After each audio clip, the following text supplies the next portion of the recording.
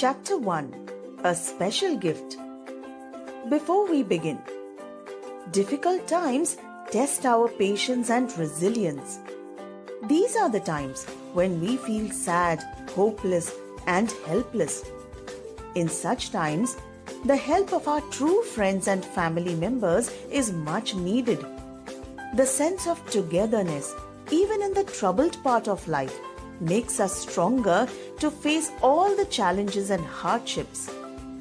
We should therefore remain positive and hopeful in spite of difficulties in life. This story has been taken from a wonderful novel, Little Women, which is about the March sisters, Meg, Jo, Beth, and Amy. March family is having some troubles lately. Yet they find time for joy and thanksgiving and celebrate a joyful Christmas. As Christmas was quite near, there was an air of excitement in the house, as if this was going to be a very happy Christmas for all of them. Jo and Laurie, their next-door neighbor, ran about mysteriously and could be heard laughing beyond the hedge. When finally the Christmas day came, it brought good tidings of great joy. Mr. March had written that he would soon be with them, while Beth felt well enough to sit by the window, wrapped in the bright red shawl Mother had gifted her. And in the garden stood a beautiful snow maiden that Jo and Laurie had made. And then they all gathered in the parlor to open their presents. "This is the best Christmas ever," said Jo, hugging the storybook she had always wanted and waiting for a chance to read it in the attic. "I think so too," added Amy, staring at the framed picture her mother had given her. "I agree," said Meg, smoothing down the soft folds of her first silk dress. Mr. Lawrence, Laurie's grandfather, had gifted it to her. "And I do too," said Mother, looking from Beth's smiling face to Mr. March's letter in her hand. "Oh, what a wonderful Christmas! If only Father were here, my happiness would be complete," sighed Beth, as Jo carried her off to the study to rest for a while. Sometimes, in this workaday world, special things do happen, as they do in storybooks. For just as the March family had settled down for some quiet time together, Laurie opened the parlor door and popped his head in very quietly. His face was full of excitement, and his voice sounded so joyful that everyone was startled, though he only said, "Here's another present for the March family." And in came a tall man, leaning on the arm of Mr. Brooke, Laurie's tutor. Great excitement and confusion followed. It was indeed Mr. March. Mr. March became invisible in the embrace of 4 pairs of loving arms. Jo almost fainted with joy and clung to Laurie for support. Mr. Brooke kissed Meg in all the hugging and kissing, and Amy tripped over a stool and did not even bother to get up. She hugged her father's legs and wept with joy. Mrs. March held up her hand with a warning, "Hush, remember Beth." But it was too late. The door of the study flew open, and a pale girl in a red shawl flew straight into her father's arms. Joy had given strength to her wobbly legs. Mr. March settled down on a big chair. His heart was filled with complete happiness. When fine weather came and the doctor said I could go home, I longed to be with you for Christmas and told Brooke I'd like to surprise you all. I couldn't have been here if he hadn't seen to the travel arrangements," said Mr. March, happy to be with his family again. What a great lunch they had after that! Hannah, their cook, had baked delicious pies, and the plum pudding was so soft, melted in the mouth. Mr. Lawrence, Laurie, and Mr. Brooke also joined them. Laurie had planned a sleigh ride in the afternoon, but the girls would not leave their father. So the guests left early and the family sat together around the fire. Just a year ago, we were groaning over a sad Christmas without father. Do you remember? Asked Joe. It's been quite a pleasant year on the whole, said Meg, smiling at the fire. I think we've had a bad year that's ended well, observed Amy. I'm glad it's over and we've got you back, father, whispered Beth as she sat on her father's knee. We've been through a lot of trouble in the past year, my children, but you've proved out to be very strong. You've been great support to Mother, and I want to thank you for it, said Mr. March, looking with fatherly satisfaction at the 4 young faces gathered around him. Mrs. March, her heart full of joy and gratitude, did not feel the need to say anything at all. It's singing time now, said Beth as she went slowly towards her dear little piano. And I want to be in my usual place. I'll try to sing one of Father's favorites. And with that, she softly played the keys and sang in the sweet voice they had thought they would never hear again. Chapter 2: The Old Doll Maker. Before we begin, children play with a variety of toys. Young girls like to play with dolls. In earlier times, when there were no machines, toys were made by hand by skilled artisans. It would take them a lot of time in shaping, crafting, coloring, and finishing the toys. In the modern times, the art of making toys by hand has lost its importance.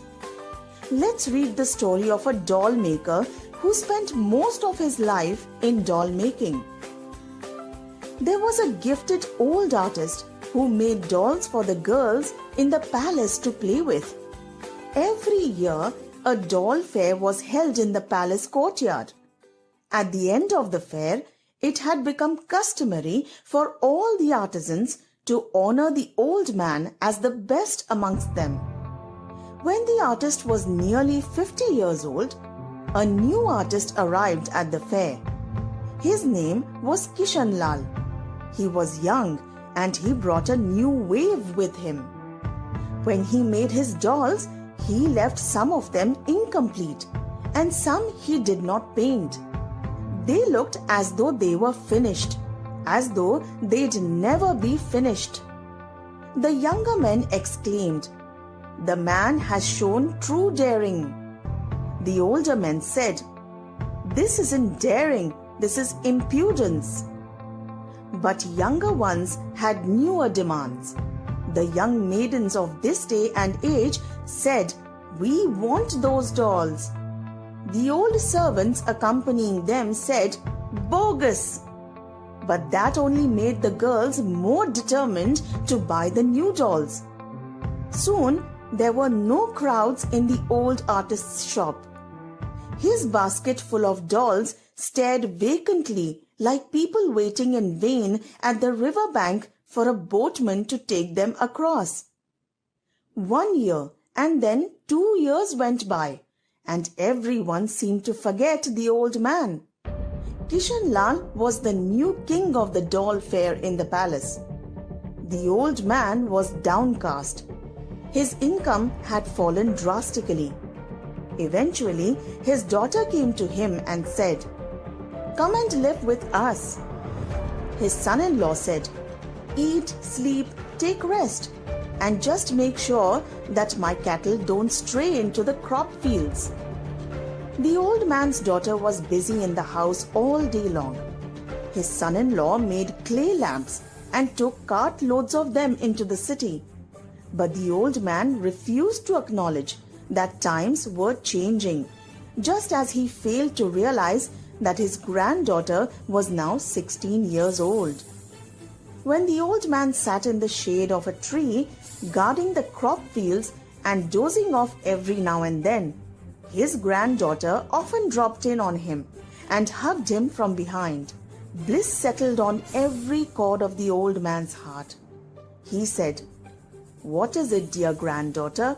What do you want?"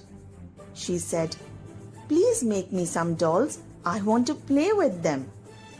The grandfather said, "Oh no, my dolls will hardly please you." The girl said, "But who can make better dolls than you?" He said, "Why, Kishan Lal, of course." She said, "Rubbish! Let Kishan Lal try and compete." The two of them went back and forth like this again and again, many a time. Later, the old man brought out his materials from the kit bag and perched the big round-rimmed glasses on his nose.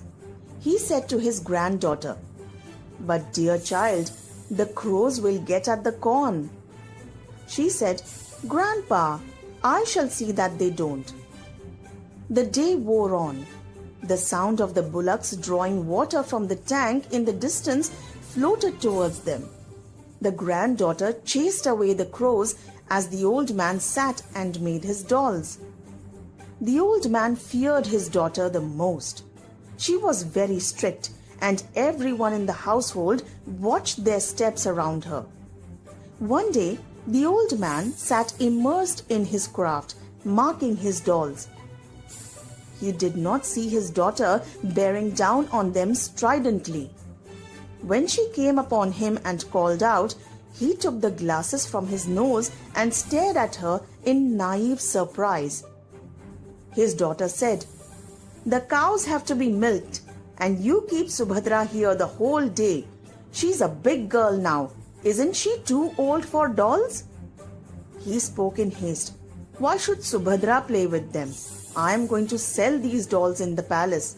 When my Subhadra's groom comes, I need to place a garland of gold coins around his neck. I want to save up some money for that." His daughter was impatient. "Who will buy these dolls now?" The old man hung his head in shame. He sat there speechless. Subhadra shook her head and said, "I'll see how they won't buy Grandpa's dolls at the palace." 2 days later, Subhadra brought a pile of gold to her mother and said, "Here, the money from selling my grandpa's dolls." Mother said, "When did you get these?" Subhadra said, "I sold the dolls in the palace." The old man beamed with pleasure as he said, "And this is when your grandpa can't even see too well and his hand shakes while painting." His daughter was happy and she said, 16 of these gold coins and we can thread a necklace together for Subhadra." The old man said, "Consider it done." Subhadra wound her arms around her grandfather's neck and said, "Grandpa, there's no problem about my groom either. With you here." Her grandfather laughed as he wiped away a tear from his eye. The old man felt his youth coming back. He sat under the shade of a tree making dolls as Subhadra chased away the crows and the bullocks drew water from the wells in the distance. One by one, 16 gold coins were strung together and the necklace complete. Subhadra's mother said, "Now all we need is a groom." Subhadra whispered in the old man's ear, "Grandpa, my groom is ready." He asked her, "Tell me, granddaughter, where did you find this groom of yours?" Subhadra said, "The first day when I went to the palace, the sentry asked me what I wanted. I said I wanted to sell dolls to the princess. He said these dolls had no use in these modern times and he sent me back. A man saw me crying. He said, 'Hand me those dolls. I'll give them a new look and they'll all be sold.' Grandpa, if you approve of that young man, I am willing to marry him." The old man asked, "Where is this young man?" The granddaughter replied, "There he stands, under that tree." The youth walked into the room. The old man said, "But this is Kishan Lal." Kishan Lal touched the old artist's feet reverently and said, "Yes, it's me." The old man drew him to his heart and said, "My son, one day you snatched away the dolls from my hands, and today you've come to take away the doll of my heart."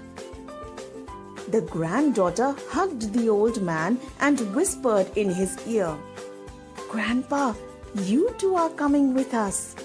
A happy ending.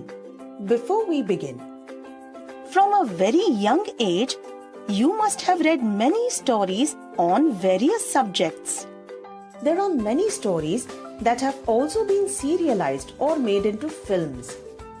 Do you find all these stories end on a happy note? On the personal level, do you think all days are happy and everything goes favorable? Let's read the poem and find out. Is there always a happy ending to every song and a story? Some are happy and others weep, and then there are those that finish in glory. Is there a happy ending to every day? Maybe not when you are filled with grief and it's not stopped raining and the sky is grey. Happy endings are made by you. It's how you work and go about it can make that ending come true. Just be yourself, however small, and smile when things get out of tune. A happy ending can be found. Then life becomes just one honeymoon. Chapter 3. The World Record. Before we begin, the Olympic Games are regarded as an international sports festival held every 4 years. Athletes from the participating countries come together with the aim to unite human beings through sports and contribute towards world peace. Olympic Games 1936 were held in Berlin, Germany, in a tense atmosphere. The Nazi Party, with its leader Adolf Hitler, ruled Germany. They believed that people of Aryan race were not only true Germans, but also the best race in the world. It was the time when Olympic Games were held in 1936 in Berlin, Germany. Hitler, the leader of Germany, had declared that his athletes were better because they were from a greater race. Everyone was out to prove him wrong and do their nation proud. For 6 years, Jesse Owens had trained rigorously. He was confident about winning a couple of events, especially the long jump. A year back, as a student, he had set the world record for it at 26 feet 8¼ inches. Everyone was confident that he would easily win. At the practice, a tall German guy named Lutz Long was doing 26 feet. He was possibly Hitler's secret weapon to prove Aryan superiority. Owens wanted to show him that race did not matter by performing better. But an angry athlete is not a good one. In his first 2 qualifying jumps, he fouled by leaping from several centimeters beyond the takeoff board. Only a third and the last jump was left. If fouled, he wouldn't qualify for the event, leave alone winning it. Owens felt frustrated with himself. As he was walking away from the pit, Lutz Long came to him and said a friendly hello. They shook hands and Long asked Owens what was bothering him. "You should be able to qualify with your eyes closed. Believe me, I know it," Owens told him, and it felt good to say that to someone. They had a small chat, and without being told, Long understood what was disturbing Owens. They joked about how Lutz looked the perfect Aryan specimen though, an inch taller than Owens. He had a lean, muscular frame, clear blue eyes, blonde hair, and a strikingly handsome, chiseled face. Look, He said when Owens had calmed down. Why don't you draw a line few inches at the back of the board and aim at making your takeoff from there? You'll be sure not to foul, and you certainly ought to jump far enough to qualify. How does it matter if you are not the first in the trials? Tomorrow is what counts. Owens relaxed as he realized the wisdom of his words. Confidently, he took the third practice jump from a full foot behind the board and qualified easily. That night, Owens went over to Long's room in the Olympic Village to thank him, and they ended up chatting for 2 hours. By the time Owens left, a good friendship had formed between them. If it hadn't been for Long, Owens later said, he wouldn't have even qualified for the long jump the next day. Though he was competing against Owens, Long wanted him to perform his best, even when it meant Owens could win and Long could lose. At that event, Luce broke his past record. This pushed Owens to his peak performance. At the instant, he landed from his final jump, the one which set the Olympic record of 26 feet, 5 by 16 inches. He was at Owens' side, congratulating him, while Hitler glared at them from the stands not even 100 meters away. Luce shook Owens' hand with genuine warmth. Luce Long was the epitome of what Pierre de Coubertin, founder of the modern Olympic Games, must have had in mind when he said, "The important thing in the Olympic Games is not winning, but taking part. The essential thing in life is not conquering, but fighting well." In addition to winning the long jump, Jesse Owens won 3 more gold medals in Berlin in the 100 meters, 200 meters, and 4 by 100 meters relay.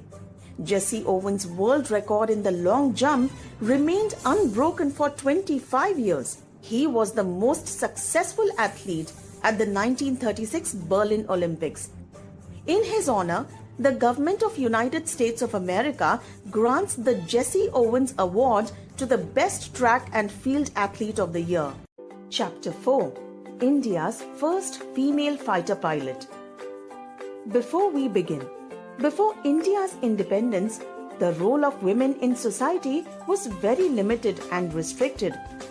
Most of them were not allowed to take up higher education or do any job. In the modern India, the women have broken all the barriers that existed in the past. There is hardly any field of work or profession in which Indian women are not present. There are also some women who have enough courage and strength to lead the way in their respective field for others to follow. Flying Officer Avni Chaturvedi is the first Indian woman to fly a fighter aircraft all by herself. Let's read her interesting story. On February 19, 2018, the sky was clear and the weather was perfect. A supersonic fighter jet named MiG-21 Bison took off from the Jamnagar Air Force Station in Gujarat. The flight lasted about 30 minutes and then the jet landed back safely. The sortie was like any other that is carried out every day as part of routine training, except for one thing. This was the first solo flight by Flying Officer Avni Chaturvedi. At 24 years, she became the first Indian woman to fly a solo sortie on a fighter aircraft. Avni Chaturvedi, Bhavana Kant and Mohana Singh were in the India's first batch of women fighter pilots and were commissioned into the Indian Air Force in 2016. Just a year before that, the Indian government had decided to admit women pilots in the fighter stream. It was to be on a trial basis for 5 years. Women constitute a very small part of the over 1.4 million strong Indian armed forces. And this is what makes Avni's achievement all the more remarkable. When I sit in the cockpit and close the cockpit cover, my feelings of achievement, empowerment, and so on are left on the ground. I don't carry them with me. The aircraft is so fast and the time to react to any situation is so little that we don't have time to think about anything else, said Chaturvedi when she was asked what was going through her mind as she pushed the jet to 700 kilometers per hour. On Avni's second sortie of the day, there was a warning as she was preparing to take off. Immediately, she decided to abort the takeoff. That day, I realized how the decision made in a split second can get the situation under control or push it out of control. Had I delayed my decision to cancel takeoff or taken off with the cockpit cover open, the consequences could have been disastrous, she says. The Indian Air Force has a 3-stage process for training pilots. In stage 1, pilots have to practice flying in a basic aircraft for a total of 55 hours. While in stage 2, they have to practice flying for 87 hours in an advanced jet trainer. After this training, the trainees are separated into different streams according to what they will be flying: helicopter, transport planes or fighter jets. Those fit to be fighter pilots then continue to the 3rd stage of training, in which they have to practice flying for 145 hours in advanced jet trainers. Then these officers are further trained to fly supersonic fighter jets. The type of aircraft the pilots train depends on the squadron to which they belong. Avni said that the progress from the advanced jet trainers to MiG-21 is gradual and there is a structural syllabus to become an operational pilot. She started her advanced training in July 2016 and completed it in October 2017. Then she got posted to number 23 Squadron, which flies the MiG-21 Bison. It took almost 4 months to go solo, she says. The time taken to fly a solo sortie varies from person to person and also depends on a lot of other factors. She added that her batchmates, the other 2 women pilots, were being trained and would perform solo sorties soon. My next goal is to become a full-fledged operational pilot. The real winner. Before we begin, whenever you are going for a competition or a competitive sport, what are the things that come to your mind? Are these the feelings of fear, loss of confidence and failure? Or you feel determined and confident? Success is all about believing in oneself. If we keep our thoughts positive and be confident, more than half of the competition is already won. If you think you are beaten, you are. If you think you dare not, you don't. If you like to win but think you can't, it's almost a cinch you won't. If you think you lose, you're lost. For out in the world we find success begins with a fellow's will. It's all in the state of mind. If you think you are outclassed, you are. You've got to think high to rise. You've got to be sure of yourself before you can ever win the prize. Life's battles don't always go to the stronger or faster man. But soon or late, the man who wins is the man who thinks he can. Chapter 5. My Greatest Teacher. Before we begin, as a student, you study various subjects throughout the day spent in school. Teachers of individual subjects teach you, and some of them impress you with their teaching skills and personality.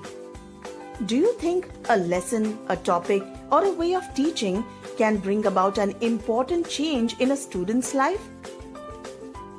Can it prove out to be a turning point that could shape the purpose of life? This is an anecdote from the inspiring life of Dr. APJ Abdul Kalam. I remember my teacher, Shri Siva Subramania Iyer, who taught me in class 8th. It was he who sowed the seeds of vision in my life. He was an outstanding teacher, and all of us loved to attend his class. One day, he was teaching us about a bird's flight.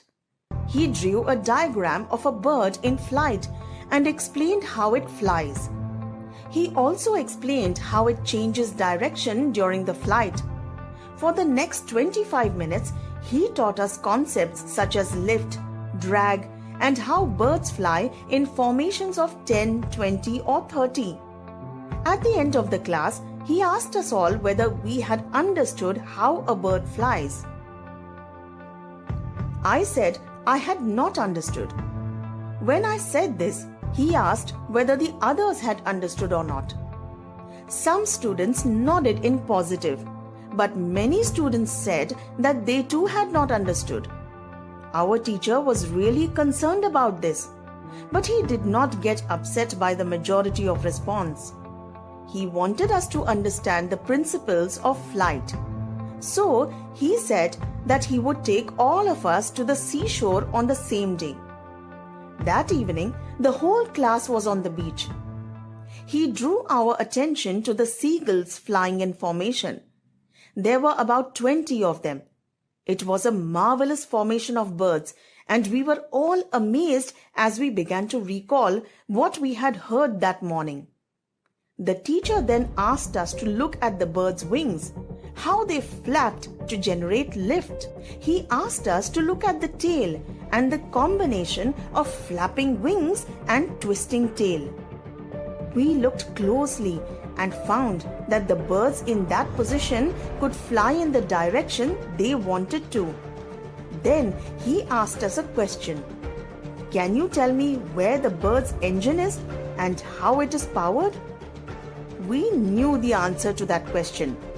All the aspects of the principles of flight became clear to us within the next 15 minutes. We understood clearly the dynamics of a bird's flight with the practical example of it in front of our eyes. Our teacher had given us a lesson in theory as well as in practice. This is real teaching and learning. I thought to myself, for me, this incident was not merely an understanding of how a bird flies. That evening, on the seashore of Rameswaram, I decided that I wanted to study all I could about the concept of flight. At that time, I did not realize that eventually I would move towards the study of the science of flying. It was my teacher's lesson and the flight I had witnessed, which inspired me to move towards this goal. Then, one evening after class, I asked Mr. Iyer for advice. I told him of my interest in studying the science of flight further. He patiently explained that I should complete class 8th, go to high school, and from there to college, and take up the study of the sciences. This advice and the lesson of the flight of birds really gave me my mission for life. So when I went to college, I took up physics and then went on to study engineering at the Madras Institute of Technology. There, I took up aeronautical engineering. My life was transformed. I became a rocket engineer, aerospace engineer, and a technologist. This memory of my teacher encouraging me to ask questions and then showing real-life examples to help me understand remained with me all my life. After all, it had proved a turning point in my life. It initiated and eventually shaped my profession. Shri Siva Subramania Iyer was the catalyst who ignited our young minds by allowing us to ask questions and then answering them till we achieved complete understanding. Chapter 6. Save the Mountains. Before we begin, nature provides everything to fulfill humans' basic needs: air, water, soil, food, etc. However, the elements of nature can sometimes be devastating. Mountains are part of nature, which plays an important role. But these mountains can sometimes lead to destruction. Nature is benevolent. Nature has a holy plan for man. Yet, this nature can at times be furious and cause havoc to mankind. Man needs water, and nature brings rain to man. However, this rain may sometimes cause devastating flood. The most common natural devastation that people all over the world face is flood. Houses are washed away by flood. The lives of human beings and animals are lost. Crops are destroyed and epidemics are caused. The fury of storms can cause vast devastations. Storms take the shapes of cyclone, tornado, hurricane, and typhoon. Reports of hurricane, tornado, etc., which are different names given to them, are found in dailies and journals and other mass media. On Monday, the 11th of May 1953, a terrible tornado struck the city of Waco in central Texas. It hit the residential colonies. Within seconds, 2 square miles of Waco was either completely destroyed or heavily damaged. Houses collapsed. Many died, even in cars, and many were buried alive. Still today, news of damages caused by flood and tornado continues to be reported in the media. These devastations are generally called natural calamities. Besides flood, storm, etc., other natural calamities of lesser dimensions take place on the hills and the mountains. These are known as landslides and mudslides, which can cause havoc to the inhabitants of the hills and the mountains.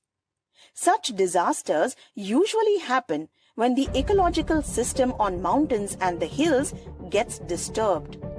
Torrential rain too adds to such harmful occurrences. Mountains and hills have great roles to play as parts of nature. The tall summits of mountains have over the years protected many civilizations. Many people still consider mountains as the abode of the gods. Mountains are sources of inspiration for many epics, classics of literature, and famous paintings of the world. Mountains supply more than half of the fresh water of the world. They are therefore named the water towers of the world. The Ganges, the Brahmaputra, and the Yamuna have their origins in the Himalayas. The Imphal, the Aral, and the Kongba rivers are fed by the water from the hills. In humid parts of the world, people depend on mountain forests for their physical, cultural, and economic survival. Forests on mountain slopes help reduce soil erosion and prevent landslides, avalanches, and floods. Forests are also an important source of food, fuel, fibers, and medicines. Mountains are still sanctuaries for a wonderful variety of flora and fauna. Next to the vast oceans, mountains play the most recognizable and valuable roles in the ecosystem on the surface of the earth. Earlier views that mountains had been built up with dead monolithic rocks, unchanging and unbreakable, are quite misleading. It is now being realized that the mountains are magnificent parts of ecosystems, offering a wide range of services to the earth. They are also as fragile as any other parts of the ecosystem in the world. This is evident from the recent landslides and mudslides that occurred in Senapati district of Manipur. In the second week of July 2004, a deadly natural devastation took place in Manipur too. After several days of incessant rain, Gopi Bang of Kaithal Manbi in Senapati district faced the effects of one of the most unexpected natural disasters. Mudslides or mud flows of destructive magnitude washed away several houses, leaving many inhabitants homeless. Their houses could not be built again for some months. Another havoc was caused by the heavy landslide in the Mao area along National Highway number 39. One of its results was that the landslide blocked the lifeline of Manipur. The age-old relationship between man and mountain seems to be going downhill. People have become more greedy. They are always on the lookout to extract as much from the mountains as they can. They have resorted to activities that have ultimately led to the destruction of the fresh, original wealth of the mountains. Such destructions have led to disastrous consequences. Interestingly, such devastations have also indirect effects on the people of the valleys. When the landslide took place on the hilly areas of the National Highway 39, foodstuff and other necessary commodities stopped being brought in. Manipuris could not travel to other parts of India. Again, the impact of global ecological phenomenon such as global warming is first felt on the mountains. 50 glacial lakes in Nepal and Bhutan are fast filling up with water. Due to the increase in temperature, ice starts melting in the Himalayas. The overflooding or breaking of the banks of the lakes may result in unimaginable disasters. There is a loss of vegetation on the hilltops of Manipur, as in other parts of the Himalayas. Deforestation leads to unfortunate situations like soil erosion, loss of soil productivity, flood, etc. This will ultimately lead to disturbances of the ecosystem. And this might bring about ethical, economical, and health-related side effects. Luckily, people are now gradually becoming aware that destruction of forests on the mountainside has dangerous effects on the life of man. Therefore, we must think of saving and greening the mountain. Maths problem. Before we begin, when you read the title of this poem, what did you think about the contents of the poem? You may have thought that maths has been discussed in the book of English. In the maths period, all the students are given sums to solve. Do all of the students find out the answer to the sums easily? If needed, do they take help of their partner or go directly to the teacher? I think I've got the answer, miss. The answer's 41. The answer's nothing like it, Jack. Just show me what you've done. I've nothing here to show you, miss. I did it in my head. In that case, Jack, next time please use the abacus instead. I think I found the trouble, miss. The answer's 53. I'm sorry, Jack, it's nothing like come here and copy me. The next day, Jack was talking with his dad and with his mum. So Jack, they said, did you find out the answer to that sum? I did, said Jack, although I couldn't do it in my head. I found a way to get Miss Clark to work it out instead. Chapter 7. The Birdman of India. Before we begin, bird watching is an exciting activity for nature lovers. Birds of a large variety normally live or stay in greenery, near a water body, and possibly away from noise and disturbance created by humans. There are many migratory birds that come to India and other neighboring countries from the cold regions during the winters. Therefore, the best time to see these migratory birds is from November to January. A 10-year-old Salim found a unique sparrow with a yellow streak below its neck.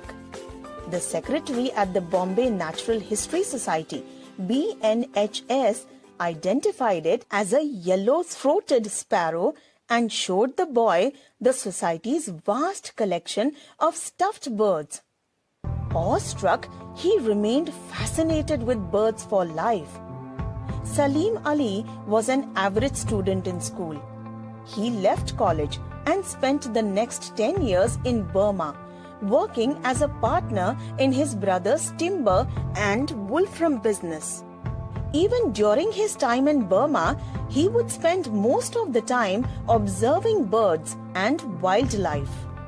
When the business collapsed, Salim Ali came back and got a job as a guide lecturer at Mumbai's Prince of Wales Museum in 1927. After 2 years, he decided to study ornithology at the Berlin University Zoological Museum. When Salim Ali returned to Mumbai a year later, his guide lecturer's post had been abolished. There was no chance of working for the government either because he did not have a college degree. Salim's wife Tehmina's family owned a small cottage in Kihim, a coastal village to the south of Mumbai. The young couple moved there. Kihim was full of greenery and a lot of birds. This kept Salim Ali occupied with his favorite hobby. Don't take a job, Tehmina advised him, if you can't enjoy it. In 1930, Salim Ali went to the BNHS with a proposal to study Indian birds systematically, which had never been done before. He did not demand a salary, only expenses for these ornithological surveys. For the next 20 years, he roamed the subcontinent, studying birds from Kutch to Sikkim and Afghanistan to Kerala, weaving history, ecology, and geography into his description of birds and their habitat. In 1941, he published the Book of Indian Birds. The first of many more books to come, it was an instant success, and its royalties enabled him to repay his old business debts. By 1960, the man who had once been rejected for a government job for want of a degree was guiding PhD students. Salim Ali helped the development of ornithology in India. Although recognition came late, he received several honorary doctorates and numerous awards. He was awarded Joy Gobind Law Gold Medal by the Asiatic Society of Bengal in 1953. He received honorary doctorates from the Aligarh Muslim University 1958, Delhi University 1973 and Andhra University 1978. In 1967, he became the first non-British citizen to receive the gold medal of the British Ornithologists' Union. Salim Ali's writings and awards brought him a large amount of money, but he kept very little for himself, liberally handing out scholarship to needy students. Salim Ali donated his 1976 Paul Getty Wildlife Conservation Prize worth $50,000 to a conservation research fund at the BNHS. Writing letters was one of Salim Ali's passions. The setting up of the Bharatpur and Karnala bird sanctuaries, the decision not to destroy Kerala's Silent Valley for the sake of a power project, and many other similar measures were due to his powerful letters to prime ministers and forest officials. Salim Ali also loved motorbikes. In 1950, he shipped his heavy Sunbeam 500cc motorbike to Sweden. With his luggage strapped behind him, he roared into an ornithological conference on his bike, surprising the other delegates. After the conference, he rode through Europe, meeting friends and watching birds. In France, Salim Ali was injured in a collision with a speeding truck, but the next morning he got out of his hospital bed and repaired the bike himself. Head bandaged, he kept a lunch appointment later that day. Until he was 87-year-old, Salim Ali conducted major expeditions.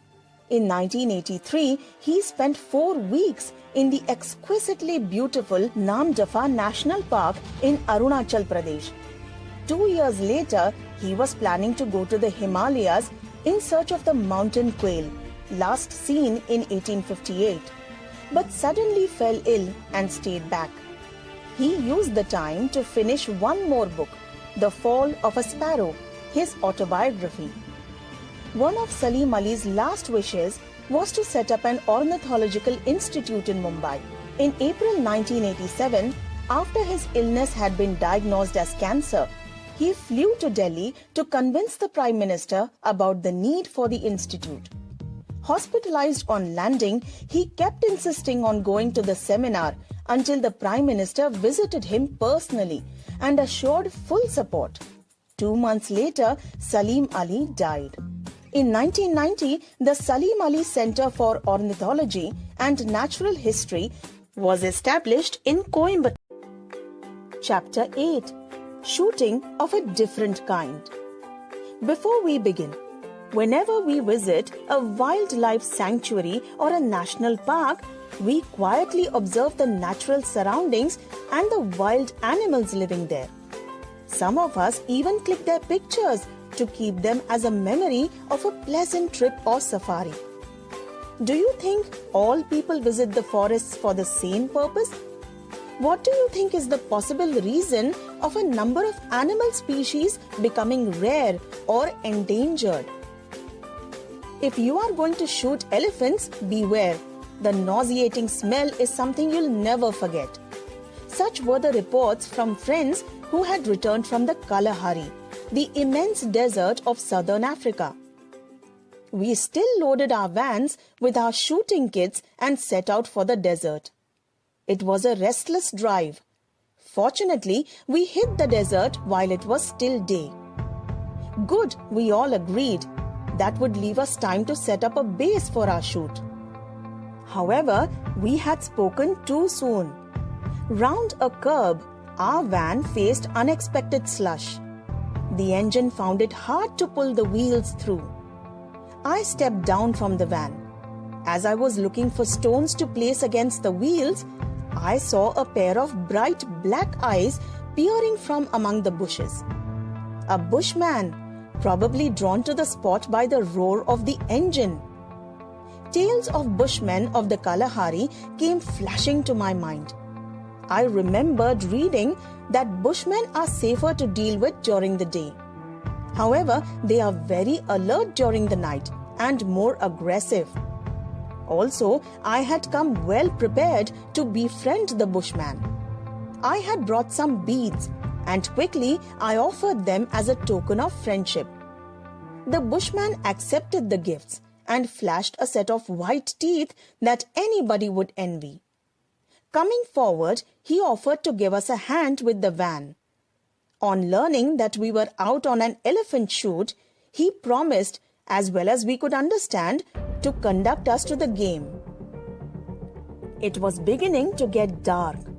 A fire stick in his hand, our guide led the way, walking in front of our van. His dangling, shiny hair got all my admiration. He led us on to a well-trodden elephant path for about an hour. The bushman being our only friend in this wilderness, we had no choice but to follow him in silence. Seeing our puzzled expressions, every now and then he muttered something in his click language. However, we had lost all hopes of understanding him. We guessed from his gestures that he would bring us to some place. It was twilight when we reached our lookout point. Among the trees was a large platform. He pointed up to it. So that was where we were to spend the night. We climbed up the rope ladder. A moment later, our bushman disappeared. We settled down and were just about to hit the sack when we heard a faint splashing and gurgling, like that of a child's laughter. I stood up and looked in the direction of the sound. Stretched at a distance was a silvery band. Surely we were near the elephant's watering hole. We set up our photography gear in double quick time. We were still at it when a loud trumpet almost rattled us off our perch. An elephant herd was visiting the river at night. We had not expected things to happen so fast. Our hands were trembling from excitement. The elephants walked slowly along, the calves walking beside their mothers. They were 17 in all, big and small. Our cameras worked non-stop while we followed them through our lenses. This was my first wildlife shoot, and nothing could compare with the excitement I felt in this wild, natural paradise. We shot for an amazing hour, during which the herd showed us spectacles, like shooting water from their trunks. Some even made high-pitched trumpet calls that made us jump out of our skin. Their thirst quenched, the herd retreated to the bush. Our bushman startled us when he suddenly sprang to the ground below us. We realized He had been a silent observer from the bough of a tall tree next to us. He looked puzzled. We had not fired a shot. We showed him our photography gear, but he was still puzzled. We asked him to climb up and showed him what we had shot on our camera screens. I could sense that he was pleased that he did not have to witness the destruction of those majestic beasts. The Call of the Sea. Before we begin, have you ever traveled on a ship? In this poem, you will see how the poet expresses a sailor's love for the sea. This poem has been written beautifully and depicts the various elements of nature that are formed there at sea. Let's read the poem and explore it. I must go down to the seas again, to the lonely sea and the sky. And all I ask is a tall ship and a star to steer her by. And the wheels kick and the wind's song and the white sails shaking. And a grey mist on the sea's face and a grey dawn breaking. I must go down to the seas again, for the call of the running tide is a wild call and a clear call that may not be denied. And all I ask is a windy day with the white clouds flying, and the flung spray and the blown plume and the seagulls crying. I must go down to the seas again for the vagrant gypsy life, to the gull's way and the whale's way where the wind's like a whetted knife. And all I ask is a merry yarn from a laughing fellow rover, and quiet sleep and a sweet dream when the long trick's over. Chapter 9. Hamid celebrates Eid. Before we begin, India is the country of many religions. Hinduism, Islam, Christianity, Sikhism, Jainism, Buddhism, and Zoroastrianism are among the major religions of India. Each religion has its own beliefs, sacred books, and festivals. In spite of differences in religions, people of our country live in peace and harmony. The festival of Eid has finally arrived after the long month of Ramzan. It's a wonderful morning. The trees seem greener than ever. The fields look colorful, and even the sun seems to be shining brighter. The village is buzzing with activity. Everybody is up early to go to the Eidgah. The children are more excited than the elders. They have been dreaming about this day for so long. Today they will go to the Eidgah fair. They will also eat lots of delicious sevaiyan, vermicelli pudding cooked in milk, sugar, and dry fruits. The happiest boy in the village is Hamid. He is only 4, poorly dressed, thin, and pale. His father died of cholera last year. Then his mother wasted away, and without anyone finding out what had ailed her, she also died. Now Hamid sleeps in his grandmother Amina's lap and is as happy as a lark. She tells him that his father has gone to earn money and will return with sackfuls of silver, and that his mother has gone to Allah to get lovely gifts for him. This makes Hamid very happy and hopeful. Hope is indeed a magical thing. A child's imagination can turn a mustard seed into a mountain. Hamid has no shoes on his feet. His clothes are worn out, and the gold thread on his cap has turned black. But he knows that when his father comes back with sacks full of silver and his mother with gifts from Allah, he will be able to fulfill all his heart's desires. Then he will have more than Ali, Shahzad, Salim, and Javed. In her hovel, Amina sheds bitter tears. She says to herself, "Today is Eid, and I don't even have a handful of grain. If only my son Bashir were alive. All the other fathers would take their children to the fair. Who will take my little Hamid? How will he walk the 7 kilometers to the Eidgah? He doesn't even have a pair of shoes.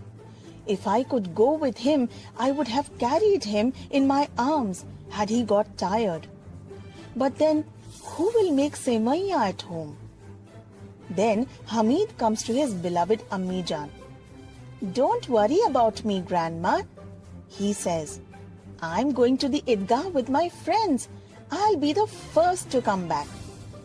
The villagers leave in one party. With the boys is Hamid. They run on ahead of the elders and wait for them under a tree. Hamid has only 3 paise in his pocket, but he has wings on his feet. In the streets, grown-ups with long moustaches and children wearing shiny new clothes jostle each other. Tongas and carts fill the streets. At last, they reach the Idgah. When the prayer is over, men embrace each other. They descend on the sweet shops and toy stores like an army moving to an assault. Look, here is a swing. Pay a paisa and enjoy riding up to the heavens and then plummeting down to the earth. And here is the merry-go-round strung with wooden elephants, horses and camels. Pay 1 paisa and have 25 rounds of fun. Ali, Shahzad, Salim and few other boys mount the merry-go-round. Hamid watches them from a distance. All he has is 3 paise. He can't afford to part with 1/3 of his treasure for a few rounds. There is a row of stalls on one side with all kinds of toys, soldiers and milkmaids, kings and ministers, water carriers and washerwomen and holy men. Hamid watches as Ali buys a policeman in khaki with a red turban on his head and a gun on his shoulder. Shahzad buys a water carrier bent under the weight of his water bag. Salim buys a model of a lawyer. What an expression of learning he has on his face. A black gown over a long white coat with a gold watch chain going into a pocket, a fat law book in his hand. These toys cost 2 paise each. Hamid has just 3 paise. How can he afford to buy such expensive toys? If they dropped from his hand, they would be smashed to bits. If a drop of water fell on them, the paint would run. What would he do with toys like these? They'd be of no use to him. Maybe he could just hold his friends' toys for a bit. But nobody wants to share the new toys. They walk to the sweets shops. Hamid watches his friends buying big, juicy gulab jamuns, sticky halwa, and yellow rose-scented laddus. They smack their lips with relish. Only Hamid is left out. He has 3 paise. Why doesn't he also buy something to eat? He looks hungrily at the others. Shahzad says, Hamid, take this sesame candy. It smells good. Hamid knows Shahzad doesn't have so big a heart. But knowing this, Hamid goes to Shahzad. Shahzad takes a piece out and holds it towards Hamid. Hamid stretches out his hand. Shahzad puts the candy in his own mouth. Ali, Salim and Javed have a jolly good laugh. Hamid is crestfallen. Shahzad says, This time I will let you have it. I swear by Allah, I will give it to you. Come and take it. Hamid replies, You keep your sweets. Don't I have the money? All you have is 3 paise, says Javed. What can you buy for 3 paise? Hamid replies, I don't care for sweets. Books are full of bad things about eating sweets. In your heart you must be saying, if I could get it, I would eat it, says Shahzad. Why don't you take the money out of your pocket? I know what this clever fellow is up to, says Ali. When we've spent all our money, he will buy sweets and tease us. After the sweet shops, there are some stalls selling things made of iron and metal pots and pans. The children are not interested at all, except Hamid, who stops to look. He sees a pair of iron tongs. The fire burns his grandma's fingers every time she makes rotis. How happy she would be if Hamid gave her the tongs. With hesitation, he asks the shopkeeper, "How much do they cost?" "6 paise," says the shopkeeper. Hamid's heart sinks. "Tell me the correct price," he says. "5 paise for you. Take it or leave it," replies the shopkeeper. "Please, may I have it for 3 paise?" asks Hamid politely. He walks off quickly before the shopkeeper can shout at him. The shopkeeper does not shout. "All right, take it," he says. Hamid's friends laugh as he walks towards them, proudly carrying the tongs. Shahzad laughs and says, "Are you crazy? What will you do with tongs?" Hamid flings the tongs on the ground and replies, "Try and throw your water carrier on the ground. Every bone in his body will break." Ali says, "Are these tongs some kind of toy?" "Why not?" retorts Hamid. "Place them across your shoulders and it is a gun. Wield them in your hands and it is like the tongs carried by singing mendicants. One smack and they will reduce all your toys to dust. My tongs will last forever." Javed, who had bought a small tambourine, asks, "Will you exchange them for my tambourine? It is worth 8 paise." Hamid pretends not to look at the tambourine. "My tongs, if they wanted to, could tear apart your tambourine. All it has is a leather skin and all it can say is dhub dhub. A drop of water could silence it forever. My brave pair of tongs can weather water and storms." The pair of tongs wins over everyone to its side. But now no one has any money left, and the fairground has been left far behind. It is well past 9 o'clock, and the sun is getting hotter every minute. Everyone is in a hurry to get home. This Hamid is very cunning, the children think. He saved up his money for the tongs. As soon as Amma hears Hamid's steps, she comes running out and takes him in her arms. "Where did you find these?" she asks about the tongs in surprise. "I bought them," says the little boy proudly. "I paid only 3 paise. It is almost noon and you haven't had anything to eat or drink. And what do you buy? Tongs. Couldn't you find anything better than this pair of iron tongs?" Hamid replies in injured tones, "You always burn your hands on the fire. That's why I bought these tongs for you." The old woman's anger suddenly changes to love. What a selfless child he is. What a large, caring heart he has. Even at the fair, he thinks of his old grandmother. The tears fall from her eyes as she takes the tiny child into her arms and prays to Allah for blessing the child. Chapter 10, Mehul's Prank. Before we begin, you must have got friends in your classroom as well as neighborhood. Besides playing, friends talk to each other at length, share their secrets, speak about their fears and anxieties, and do the group projects together. Do you have someone in your friends group who likes to play pranks on others? Do you always fall in the web of his pranks? Let's read the story of Mehul, who plays a prank on all his friends at the same time. A classroom with a teacher and the students. Mehul walks into the class carrying a strange-looking box under his arm. He goes to his desk and places the box very carefully under the table. He seems very anxious about the box. Teacher says, "What are you carrying in that box, Mehul?" Mehul says politely, "My belongings, madam."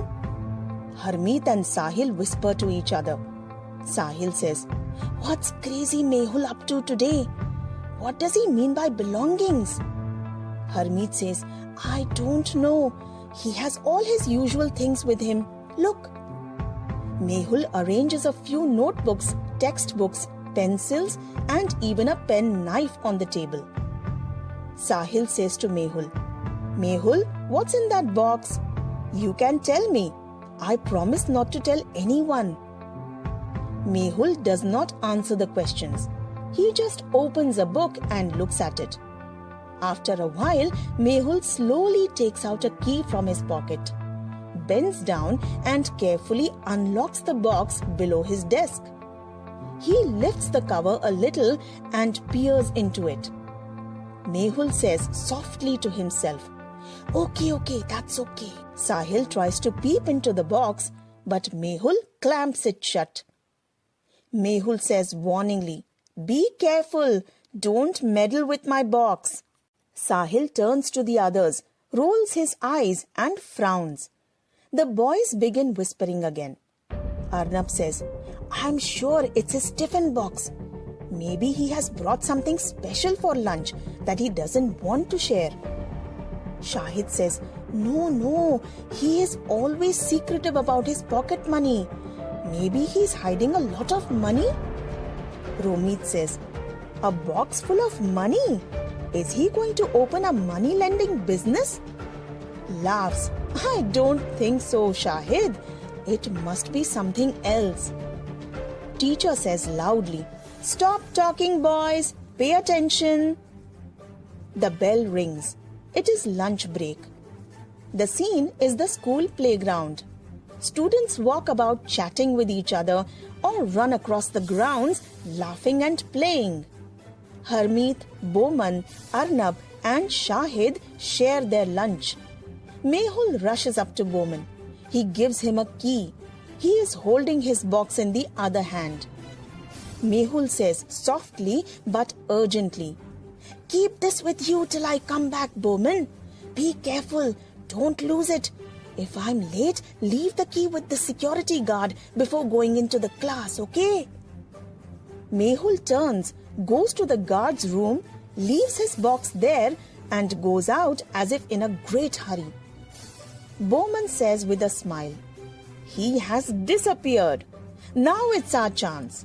We must get our hands on that box." A few minutes later, the security guard goes away to wash his tiffin box. The boys rush to the box and crouch around it. Boman opens the lock with the key. He opens the box slowly. Boman says, "There's a heavy bundle tied up in a cloth. What to do now?" Harmeet says, "Take it out, quick." Boman unwraps the cloth and finds another cloth-covered bundle. He unties that and finds another bundle. Finally, he holds up a small packet. Arnab says, "Hurry up, open it, see what's inside." Boman opens the small packet slowly and takes out a folded piece of paper. Romit says, "What is it?" Boman opens the paper and reads out slowly. "Idle curiosity isn't a virtue. Shame on you." Shahid is shocked. "What? Wait a minute, that fellow has fooled us all." Arnab, also shocked. "Oh no, it's April Fool's Day. Mehul sets us up." The boys look at each other puzzled. They realize Shahid and Arnab are right. Arnab says, "Put it back as it was. We mustn't let him know we've opened it. Be quick." Harmeet says, "Yes, whenever he comes back, pretend you're innocent." Where the mind is without fear. Before we begin, the poet Rabindranath Tagore has written this poem very beautifully. It is one of his vastly read and discussed poems. Tagore lived during the time when India was ruled by the British. In this poem, besides political freedom from British, Tagore also appeals to God for social, educational and economic freedom for the people of India. Let's read the poem. Where the mind is without fear and the head is held high, where knowledge is free, where the world has not been broken up into fragments by narrow domestic walls, where words come out from the depth of truth, where tireless striving stretches its arms towards perfection, where the clear stream of reason has not lost its way into the dreary desert sand of dead habit, where the mind is led forward by thee into ever widening thought and action, into that heaven of freedom, my Father, let my country awake.